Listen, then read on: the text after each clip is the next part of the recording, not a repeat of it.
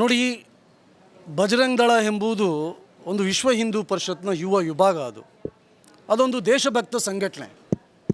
ಯುವಕರಲ್ಲಿ ದೇಶಭಕ್ತಿಯನ್ನು ಮೂಡಿಸಿ ಸಾಮಾಜಿಕ ಕಾರ್ಯದ ಮುಖಾಂತರ ಇವತ್ತು ದೇಶಾದ್ಯಂತ ಒಂದು ಕೆಲಸ ಮಾಡುತ್ತಿರುವಂಥ ಹಿಂದೂ ಸಂಘಟನೆ.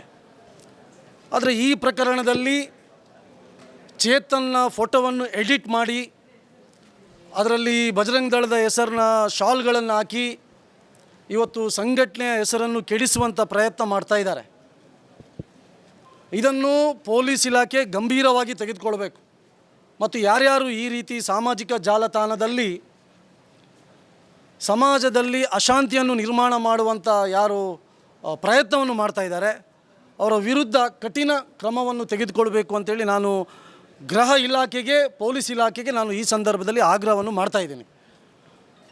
ನಾನು ಮಾನ್ಯ ಗೃಹ ಸಚಿವರಿಗೆ ಹೇಳಿಕೆ ಇಚ್ಛೆಪಡ್ತೀನಿ.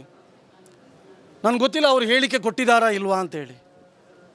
ಘಟನೆಯಾಗಿ ಇವತ್ತು ಇಷ್ಟು ಸಮಯ ಆದ್ರೂ ತುಟಿ ಬಿಚ್ಚಿಲ್ಲ. ಯಾವಾಗ ನೋಡಿದರೂ RSS, ಬಜರಂಗ್ ದಳ ಅಂತೇಳಿ ಪ್ರತಿ ಸಲ ಅದರದೇ ಬಗ್ಗೆ ಮಾತಾಡುವವರು ಇವತ್ತು ಯಾಕೆ ಈ ಘಟನೆಯ ಬಗ್ಗೆ ಮಾತಾಡ್ತಾ ಇಲ್ಲ? ತಮ್ಮದೇ ಪಕ್ಷದ ಕಾಂಗ್ರೆಸ್ನ ಕೆಲವೊಂದು ಕಾರ್ಯಕರ್ತರು ಇವತ್ತು ಸಾಮಾಜಿಕ ಜಾಲತಾಣದಲ್ಲಿ ಇದರ ಹಿಂದೆ ಬಜರಂಗ್ ದಳ ಇದೆ, ಬಜರಂಗ್ ದಳದ ಟ್ರೈನಿಂಗನ್ನು ಪಡೆದುಕೊಂಡಂಥ ಅವನು ಯುವಕ ಅಂತೇಳಿ ಇವತ್ತು ಬಿಂಬಿಸುವಂಥ ಪ್ರಯತ್ನ ಪಡ್ತಾ ಇದ್ದಾರೆ.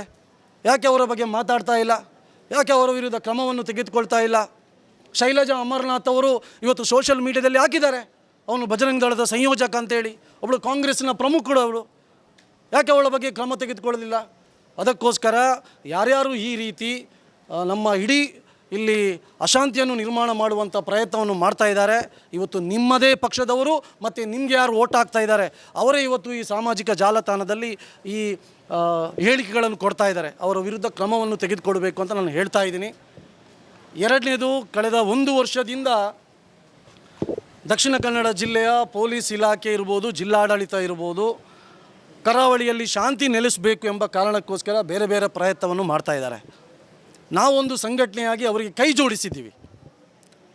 ಯಾಕೆಂದರೆ ಈ ಜಿಲ್ಲೆಯಲ್ಲಿ ಯಾವುದೇ ಬೇರೆ ಬೇರೆ ರೀತಿಯ ಘಟನೆಗಳು ಆಗಬಾರ್ದು, ಆ ಘಟನೆ ಕಾರಣದಿಂದಾಗಿ ಇಲ್ಲಿ ಅಶಾಂತಿ ನಿರ್ಮಾಣ ಆಗಬಾರ್ದು ಎಂಬುದು ನಮ್ಮದು ಕೂಡ ಆಶಯ.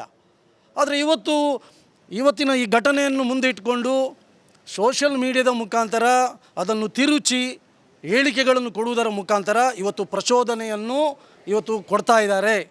ಕರಾವಳಿಯಲ್ಲಿ ಇನ್ನೊಂದು ಸಲ ಕೋಮು ಸಂಘರ್ಷಕ್ಕೆ ಅವಕಾಶವನ್ನು ಇವತ್ತು ಕೆಲವೊಂದು ವ್ಯಕ್ತಿಗಳು ಇವತ್ತು ಕೊಡ್ತಾ ಇದ್ದಾರೆ. ಸೊ ಅವರ ವಿರುದ್ಧ ಕ್ರಮವನ್ನು ಪೊಲೀಸ್ ಇಲಾಖೆ, ಇಲ್ಲಿ SP ಅವರು ಇರ್ಬೋದು, ಪೊಲೀಸ್ ಕಮಿಷನರ್ ಇರ್ಬೋದು, ಇವರು ತೆಗೆದುಕೊಳ್ಬೇಕು. ಇಲ್ಲದಿದ್ದಲ್ಲಿ ಯಾರ್ಯಾರು ಈ ಹೇಳಿಕೆಗಳನ್ನು ಕೊಟ್ಟಿದ್ದಾರೆ ಅವರ ವಿರುದ್ಧ ಕಾನೂನು ಕ್ರಮ ತೆಗೆದುಕೊಳ್ಳದಿದ್ದರೆ ನಾವು ರಸ್ತೆಗಿಳಿಯಬೇಕಾದೀತು. ಇದೇ ಸಂದರ್ಭದಲ್ಲಿ ಇವತ್ತು ಸಂಜೆ ನಾವು ಈ ಕೃತ್ಯವನ್ನು ಖಂಡಿಸಿ, ಈ ಘಟನೆಯನ್ನು ಖಂಡಿಸಿ, ಈ ಭೀಕರ ಹತ್ಯೆಯ ವಿರುದ್ಧ ಸಂಜೆ ಇವತ್ತು ಬಂಟ್ವಾಳದಲ್ಲಿ ಕೂಡ ಇಡೀ ಸಂಘಟನೆಗಳು ಸೇರಿಕೊಂಡು ಒಂದು ದೊಡ್ಡದಾದಂಥ ಪ್ರತಿಭಟನೆಯನ್ನು ಕೂಡ ಇವತ್ತು ನಾವು ಮಾಡಲಿಕ್ಕಿದ್ದೀವಿ.